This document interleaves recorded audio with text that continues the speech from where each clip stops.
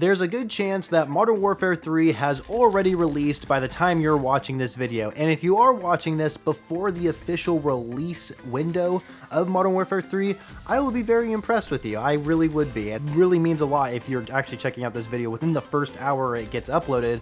But either way, I'm recording this commentary at the time everybody is playing Modern Warfare 3 in New Zealand, right? So I'm patiently just waiting for the game to just be fully launched at this point. But I also never made a review for Modern Warfare 2, and I'm not going to be going over every single detail of Modern Warfare 2. This is just simply going to be more of a multiplayer reflection and just going over all the good and bad things that I was able to take away from this Call of Duty game. And so with that being said, there's a lot to talk about, and let's just jump right into it. Before I officially start the review here, I just want to say that I will not be covering the campaign, Spec Ops, and raids, just because multiplayer is clearly the biggest part about Call of Duty, and it's the biggest part for me too, and so that's why I'm pretty much strictly only going to be talking about multiplayer. But also another reason why I'm not going to be covering those modes is because, for one, didn't play Spec Ops at all. There was no point in playing it, never saw any positive things about it at launch, they never updated it, and there was no incentive for me to ever play it. Same with raids. The only incentive was really just to kind of experience what it's like playing a co-op, I guess, expanded mission experience that has puzzles involved with it. Plus, you can get camo rewards for completing them on the hardest difficulty, which I think is pretty cool. But unfortunately, I never had a group of friends that wanted to do the raids with me, so I never got to play them, unfortunately. The campaign I did play, however, I did one playthrough of the campaign on the hardest difficulty, and it was a pretty solid campaign. It's a pretty typical campaign that you see with Call of Duty. It's definitely not a bad continuation that we saw with the story in Modern Warfare 2019. Gameplay-wise, nothing too crazy, nothing too unique that they added. I know they added some sort of crafting element, which isn't a bad thing. And in fact, the crafting part actually played a huge role within the last mission of the campaign, which the last mission of Modern Warfare 2's campaign, I will say, is a top 10 mission in Call of Duty for sure. It is very memorable. It was very intense. It was fun. A great way to end that campaign gameplay-wise. I thought that the developers did a fantastic job on that and was definitely the biggest highlight for me in that campaign. But other than that, yeah, that's pretty much all I got to say about the campaign. And honestly, let's just move on from it because I got a lot to talk about with multiplayer here. So first, I want to talk about Infinity Ward and their lack of communication with everybody regarding Modern Warfare 2. I mean, it's so crazy how tone-deaf these developers are. We even saw within their blog post after the beta ended, and they were responding to our feedback that we were providing, like, you know, are we going to get a classic minimap in the game? Is Dead Silence going to be a field upgrade? You know, those are two pretty big topics there. And, you know, them telling us that they're not going to bring us the classic minimap back because they don't want people to be scared of shooting guns in a video game where it's all about shooting guns and it's called Call of Duty. I mean, that's just fucking mind-blowing to me that they would say something like that. And then, of course, Dead Silence, their reasoning not having it as a perk is because they don't want aggressors, or I should say people who just play aggressively, they don't want those type of players to always benefit being aggressive, and they want there to be some sort of punishment if they are going to be aggressive, which in this case is just having loud footsteps, honestly. And so that's why they want to have Dead Silence as a field upgrade, because, oh, there's that perfect balance where, you know, your footsteps isn't silent all the time or whatever, and it's just, oh, it's stupid. Really fucking stupid. They don't have good reasoning at all whatsoever when it comes to these certain changes that they add to Call of Duty in the past few years, and they've definitely shown that a lot here with the Modern Warfare 2. So yeah, Infinity Ward's feedback, do better. It's not that hard to just talk to us and just, even if you don't want to make the changes that we want, like, at least respond to us and, like, as if we're real fucking players here. I mean, come on. It's just so frustrating. I already made a video diving deeper into this. I'm not going to dive anymore. I just thought I'd bring it up here at the beginning of the review because I think it definitely reflects on how much better Modern Warfare 2 could have been if they would have made some of these changes and listened to the community. The next bad thing I have on my list about Modern Warfare 2 is the movement. Now, to be fair, the movement was not hard to adapt to compared to Call of Duty Vanguard. Vanguard had a great movement system. Modern Warfare 2 doesn't have a terrible movement system by any means. It's just slower, and it was a little bit more clunkier in certain ways. But, like, first starting with the sliding, actually, you know, I'm not a fan of how the sliding worked within this game because you couldn't technically shoot while sliding. You could shoot, like, shortly after sliding, and maybe during the last, like, millisecond and a half, you could start shooting while sliding or something like that. I know they made it better within the last couple seasons for Modern Warfare 2, but shooting while sliding I thought was a very convenient movement mechanic to have within Call of Duty, because sliding can help you get around cover if you're taking fire from enemies, but there's also many situations where you're trying to get behind cover and then all of a sudden a new enemy just appears there. But being able to shoot while sliding allows you to actually defend yourself in that type of scenario, and that enemy won't be able to take you out as easily. Sure, you might already been taking damage, you might already be at less than half health, but at least you'll have a shot at having your gun up and being able to take out an enemy when you get into a sticky situation. And if you can take out that enemy, it's going to make you feel really good about yourself. And that's probably one of the reasons why Call of Duty is so popular, is because of how smooth the movement is compared to other first-person shooters out there. And going into those situations and coming out on top just feels absolutely amazing. So, not a big fan of the way they handle sliding within Modern Warfare 2. Also, they've reduced the movement speed compared to other titles like Vanguard, and also the ADS and strafe speed with attachments is just horrendous. It's insane how like almost every attachment that you use within Modern Warfare 2 slows down your ADS speed, it slows down your strafe speed, it makes your idle sway worse, it just makes things slower, and it just sucks. It honestly just really sucks. And the ADS speed I can deal with for the most part, especially now that we have the weapon tuning available in this game. I can definitely mess around with it to make the ADS better, but I don't like the fact that your ADS gets significantly reduced every time you jump. So if you're jumping and you're trying to ADS while you're jumping, it just significantly gets worse, and it makes it really hard to win certain gunfights when you're trying to like jump shot an enemy, for example. But no, you can drop shot. Drop shotting's a thing in this game, but no, you can't jump shot though. I don't get it. I seriously don't get it. Also, there's no reload cancel. This was hell of annoying, especially when I first started playing this game at launch, because I reload cancel all the time. And the fact that I can't do it here in Modern Warfare 2 made me really rethink the way I played Call of Duty. And there's many situations, if you're reloading like an LMG, for example, a weapon that takes a long ass time to reload cancel could be super beneficial, especially if you accidentally press the reload button and you still have a bunch of ammo left in your magazine, and there's all of a sudden enemies coming up and it's like, oh crap, I don't have time to reload this, you know, I gotta reload cancel and take them out. Well, yeah, you couldn't do that in this game, so you had to be really careful when you did reload your gun.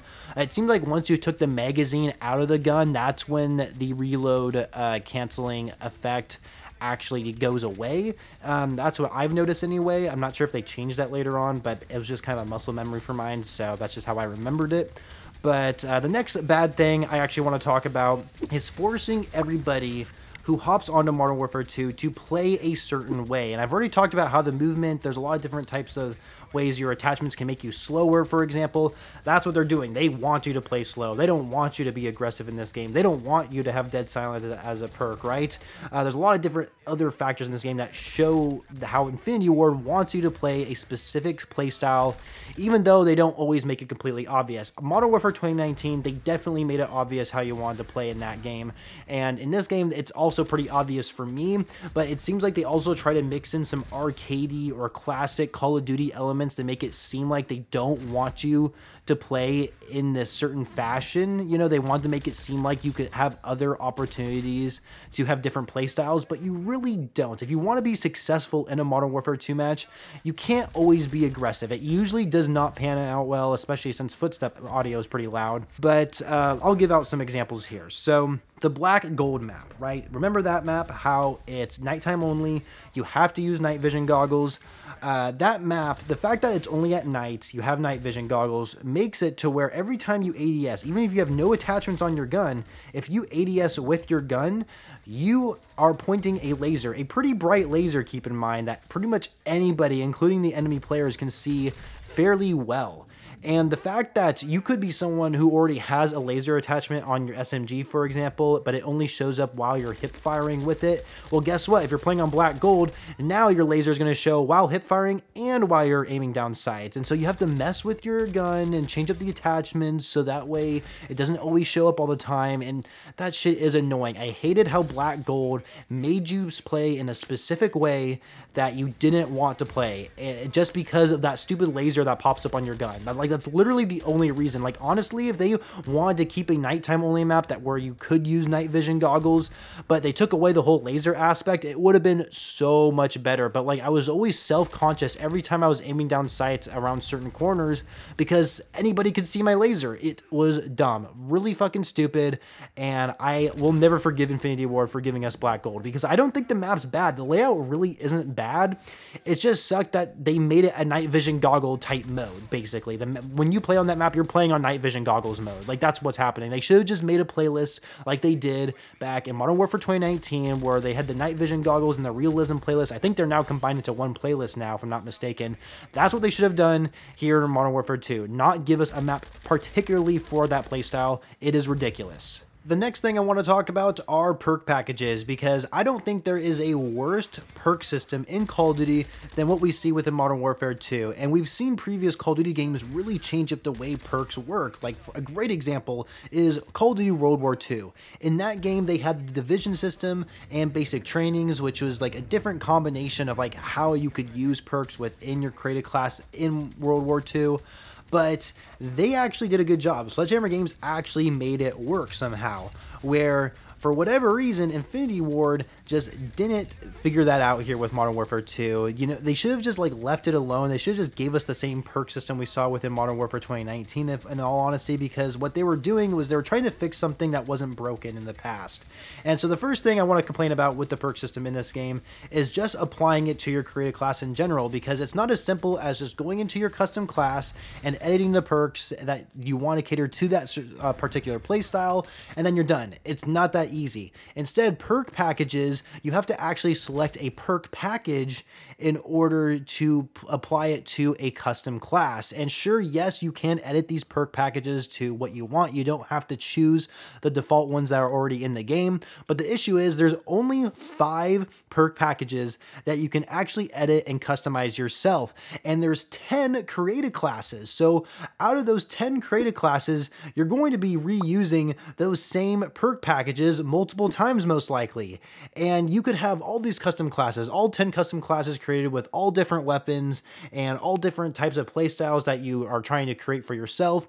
And you only get 5 perk packages, because if you are going to change up the perks in a certain perk package, that perk package will also be changed in another created class as long as you're using it again in another class, right? And that is so freaking annoying. So if I have an assault rifle class and an SMG class, but I'm using the same perk package, but I want to just like alter one perk, you know, I just want to change up one perk within that perk package because I want to have my playstyle catered to more of a rushing playstyle with my SMG. Well, guess what? That perk package is also going to be changed in my assault rifle class because I'm using the same perk package. Super dumb. Clearly was never thought out when they created this. And so that's my first complaint, biggest complaint about the perk package system. My second complaint with it is actually just the way the perks are handled in general. So yes, we do get 4 instead of 3 perks, as normally you get 3 perks in Call of Duty. You get 4 this time around, 2 of which have to be charged up later in the match. So 2 are already active, like always active by default, and then you have to earn XP or essentially kills in objective play in order to get the bonus perk and then eventually your ultimate perk. But the problem with having Ghost as an example in your ultimate perk category is that it's not going to be active right away. You got to work towards it. And so if the enemy team calls in a UAV before you earn your ultimate perk, you are going to show up on the radar for them. You might have made the right decision to run Ghost as a perk, but it doesn't matter because you haven't earned it yet, and the enemy team is going to locate exactly where you're at. And it probably won't just be you either. It'll probably be everyone else on your team because they probably haven't earned their ultimate perk yet either. And I get that over time, they made it to where you could earn the bonus and ultimate perk faster, but at the end of the day, it just doesn't work out. And the fact that even some of the bonus perk items are pretty crucial as well, like you got like sleight of hand in there, you got focus for fuck's sake, is supposed to help you reduce flinch when getting shot at. Do you know how many gunfights you probably could have won early on in a game because you just didn't earn your bonus perk yet? It's crazy how bad this perk system actually is. Not to mention the ultimate perks, right? Every perk in that category category, like I would say like half the perks in the ultimate perk category are useless. Like it seems like Ghost, Quick Fix are probably your go-to perks to use, honestly. And I know High Alert's in there, but I can't remember if that's an ultimate or a bonus perk, honestly. I think it's an ultimate perks. If it is, that's the other one I rotate with as well. But here's the crazy part is, like you look at some of the ultimate perks, like Survivor, for example. How the fuck is Survivor an ultimate perk? And I promise I'll move on from the perk system here quickly, but Survivor is something that has not been in Call of Duty for so long because of how annoying it is. The only reason you would ever run Survivor as your ultimate perk is to, one, annoy the enemy team because they won't be able to get an entire kill on you, most likely, if they're killing you from a long distance, and two, the only way you would run this is if you're sniping in like ground war, because you could be like having a sniper war with someone else on the other team, and you're like shooting at each other from over 300 meters, and you know you could get down, revive yourself, and you're still alive. But at the end of the day, it's just an annoying perk to go up against. It should never be in Call of Duty ever again. There's a reason why we didn't see it in all these years, and why they brought it back as an ultimate, I have no idea why. And to top off my rant with the pull perk system in Modern Warfare 2 is that they have never displayed properly whenever you viewed them in a kill cam. So there's been many situations where I call in a UAV, I don't see that there's any red dots near me, so, and of course I'm a little like cautious because, you know, people can be running the ghost perk, and so as soon as I think that, I die, and I wonder to myself, oh, did he have ghost because he didn't pop up on my radar? I look at the kill cam, it shows that his perks are just supposed to be displayed there, but they never actually are, so it doesn't confirm with me whether or not he had ghost or not. And situations like that are just so freaking annoying because I would like to know whether or not why I didn't know where this enemy was, or why he didn't die when he should have died from my explosive because he could be using EOD, and I get there's like a pop-up for that too when you get a hit marker. But regardless, like if you're going to create a HUD in the kill cam where it's supposed to display the perks, display the fucking perks. The entire time this game has been out, they've never fixed this once, ever. I don't even think they know about it. And that's insane that nobody at Infinity Ward is even aware of this issue, because that means nobody there plays their own game. Do you not watch the kill cams? Like, I just don't get it. I don't get it at all. And the last bad thing I will say about Modern Warfare 2 is the spawn system. The type of logic they have within this game is supposed to be like a squad spawn logic. So whenever you spawn, they try to spawn you near an enemy rather than maybe an objective, for example. And there's situations where I'm playing aggressively, I'm doing fairly well, and, you know, I'm trying to push that enemy team spawn, you know, and trying to get more kills off of them. And there's like no teammates around me. It's just me and basically the enemy team, right? And all of a sudden I see on my mini-map that my teammates have spawned right next to me. And to me, that tells me that there's no enemies near me. Like, why are they spawning near me? If there are enemies near me, then there shouldn't be teammates spawning near me, right? I mean, of course that can happen in certain situations, like shipment, for example. But I was very upset with the way that they handled the spawn system in Modern Warfare 2, and I hope we see a better system within Modern Warfare 3, but I guess time will have to tell when we get to there. But regardless, I'm going to have an aneurysm talking any more shit about Modern Warfare 2, so I'm going to go ahead for the rest of this video talk about the good things that we got added with Modern Warfare 2. The first good thing I want to talk about are the maps in Modern Warfare 2. Now, they're not amazing by any means, but we actually had a decent selection of good maps within this game, especially comparing it to its predecessor, which was Modern Warfare 2019. And let alone the color palette they chose for these maps are amazing. Like, I just felt like in Modern Warfare 2019, the color palette in that game was just like dark greens, grays, and just depressing everywhere. Like, the maps felt like they had no life to them. But Modern Warfare 2, the maps actually felt like they had life to them. I could actually see enemy players when they're like trying to peek their head around a corner or something like that, you know? I actually felt like the visibility, the color palette, it's just beautiful. Feels like there's life on the map. And also, like, going back to the map selection and how they played was not too bad either. I mean, by far my favorite map in this game was Mercado. Mercado is a fantastic map, not only in just casual matchmaking in all sorts of different game modes, but it played really well in ranked, played well in search and destroy, it played well in hardpoint. Like, I was actually shocked how good Mercado played in ranked, and was by far my favorite map in ranked, and was by far my favorite map in general for Modern Warfare 2. Another thing are the post-launch maps in this game. I actually didn't think the post-launch maps were really that bad. The real exception would have just been black gold, honestly. But the thing is, the black gold map layout isn't a bad layout at all whatsoever. It's just the fact that they made it night vision goggles mode only, basically, and it just fucking ruined the whole experience for, I think, really everyone, in all honesty. But then we had other DLC maps, like here within Season 6, we got ourselves La Casa, which is definitely a top 5 map in this game, in my personal opinion. It plays fantastic. It's a pretty traditional 6v6 layout type experience. Also, I think the location is just some sort of drug lord's like house, honestly, in Mexico. I'm pretty sure that's just what it is. I mean, it's called La Casa. I mean, it's the house, right? So yeah, I think it's a great map. Definitely a good map to end this season for Modern Warfare 2, that's for sure.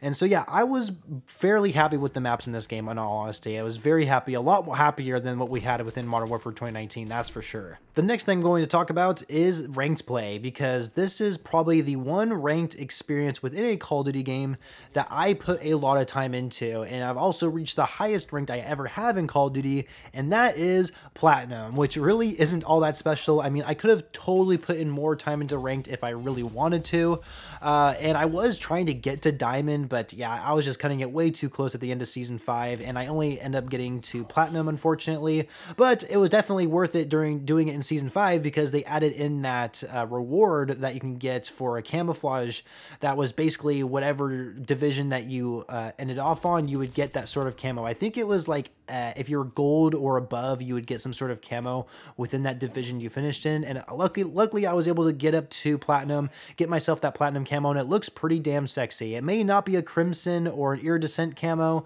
which, man, those camos look absolutely fantastic, and I'm jealous to anyone who actually was able to earn them, but and that's not even only the reward they had within Season 5. Every other season of Ranked had its own rewards as well, whether that's a blueprint, a loading screen, and eventually I think you got a camouflage if you reached Tier 100, or excuse me, not Tier 100, but you get 100 wins within that season in Ranked. So yeah, Ranked was a lot of fun. I felt like there was some incentive to it, and honestly, the reason why I played it was so I can get better at Call of Duty, and I definitely think I became a better Call of Duty player after playing Ranked this year, and I definitely will be playing Ranked in Modern Warfare 3 and seeing how that plays out, because I'm definitely getting a lot more invested into the competitive Call of Duty scene, that's for sure. The next thing I liked about Modern Warfare 2, and this is probably by far the best change that we've actually seen with Infinity War, despite talking about all the shitty changes they made here in this video, this is the one thing they changed that I love to see in every Call of Duty game, if not make it a little bit better, because it seems like we're getting the same system in Modern Warfare 3,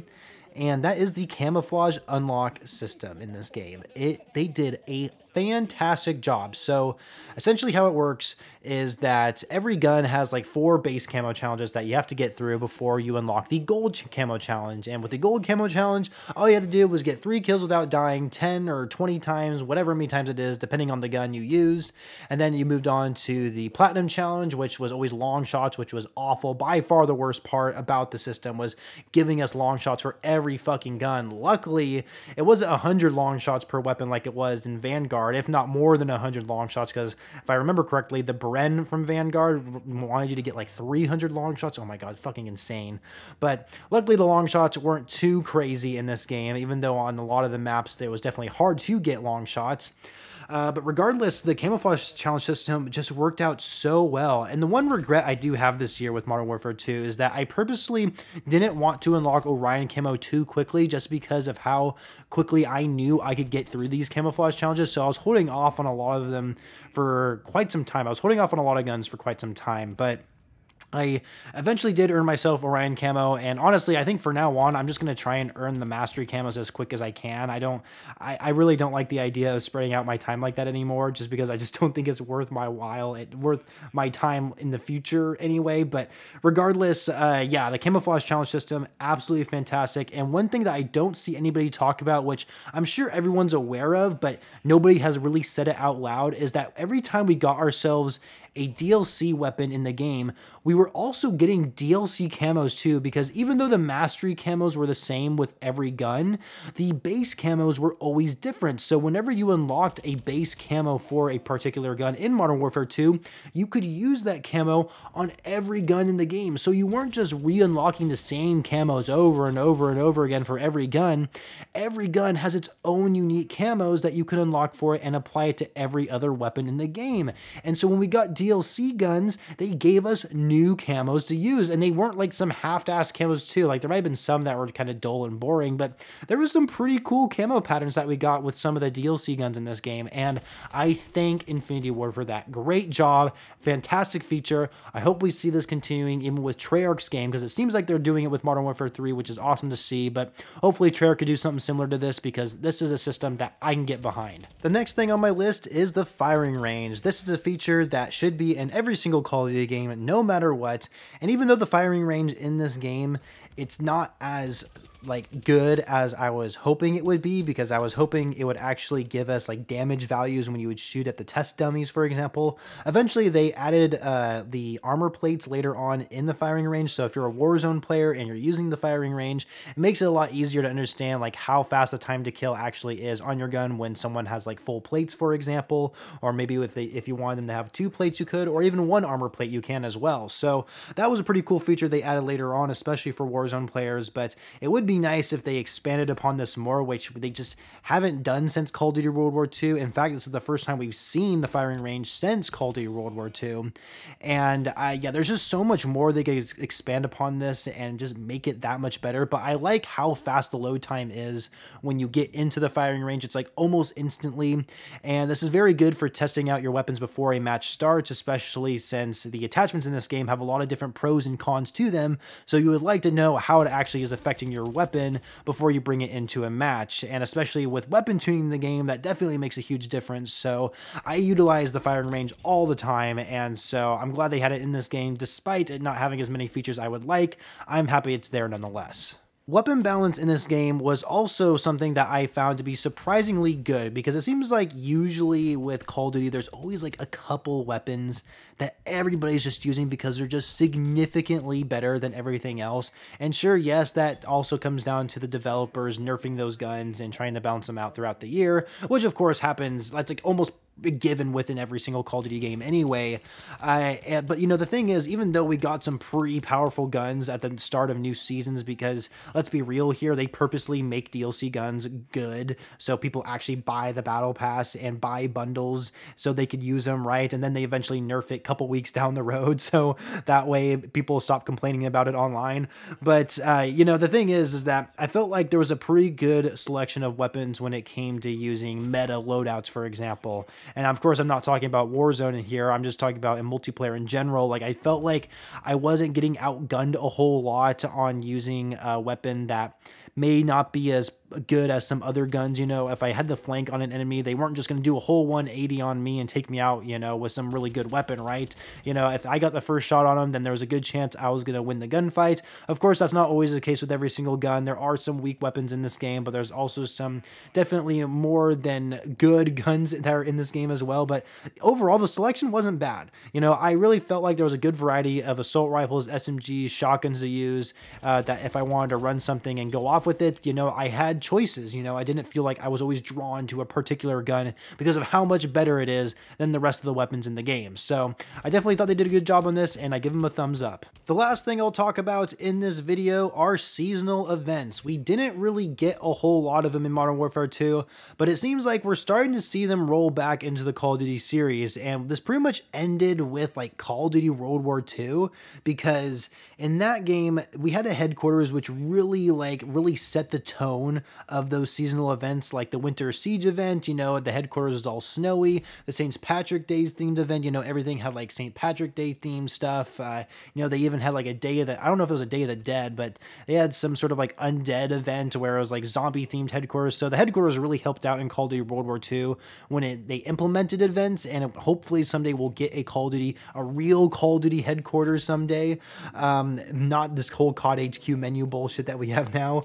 But seasonal events here, they weren't exactly what we saw in Call of Duty World War II, but they definitely gave me a reason to go back and play. So a good example of this is the mid-season camo challenges that they added. And I call this a seasonal event, but I mean, it's still an event nonetheless that they're adding to the game. And even though all it is just challenges for each weapon class, assault rifles, SMG, snipers, etc., and you earn camos for actually completing those challenges, which of course everybody knows camos is a big incentive factor for playing Call of Duty, and I'm glad they use that as rewards for those type of event challenges. And I like the fact that once you got all the guns, all the weapon challenges completed, you would then unlock a different variation of that camo you just got, except it's probably animated and looks better. And there was like at least one camo like event season where the camo really wasn't that good to go for, and so I just never bothered going for it. But there was some other one. There was like I remember there being like a royalty crimson red type camo that you could get. That's one that I definitely used quite a bit. So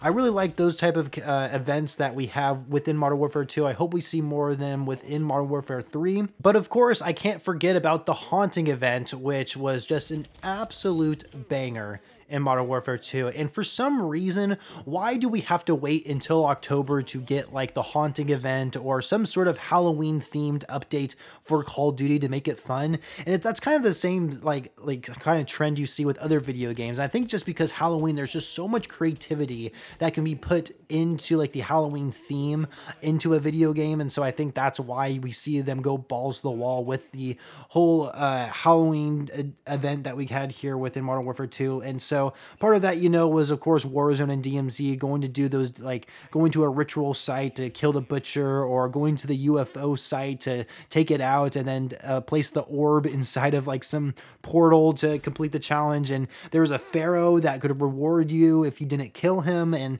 there was a lot of cool shit that they added this. And of course there was the soul collecting event as well, right? Similar to the trophies that you could collect in a previous season. And if you collected like 1,000 souls, you got yourself this ghoulish camo. I think it was called the ghoulish camo actually, and it's a pretty fucking sick camo. It was definitely a cool reward to try and grind for and earn within the haunting event. And of course there was other rewards you could actually purchase with those souls other than the camo, but still, like stuff like that is what gets people to play your game. Plus they made the battle pass Halloween themed, and we actually had some pretty good battle passes throughout these seasons. It just kind of sucks that they introduced a black cell battle pass. Like we don't need that. We don't need another premium version of the battle pass, but whatever.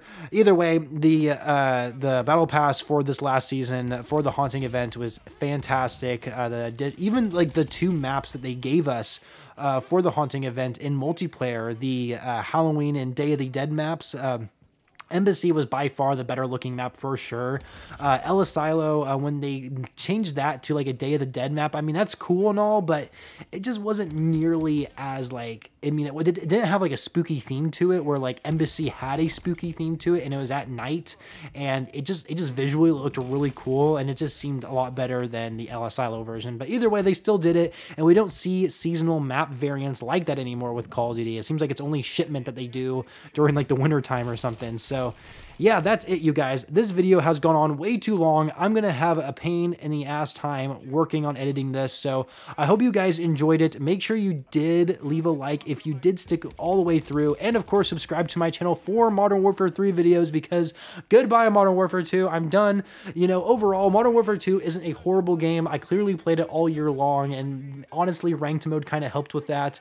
But you know, even though I think overall Modern Warfare 2 is a better game than Modern Warfare 2019, it's just so shitty seeing what Infinity Ward is trying to do with their Call of Duty games, and how they just don't care about the community whatsoever when it comes to our feedback. And so I think that was the really biggest disappointing part of this year, was just the way Infinity Ward handled certain things. So anyway, that is it for the video, guys. Hope you enjoyed it. Leave a like, subscribe to the channel, follow me on Twitter if you haven't already, and I shall catch you guys later.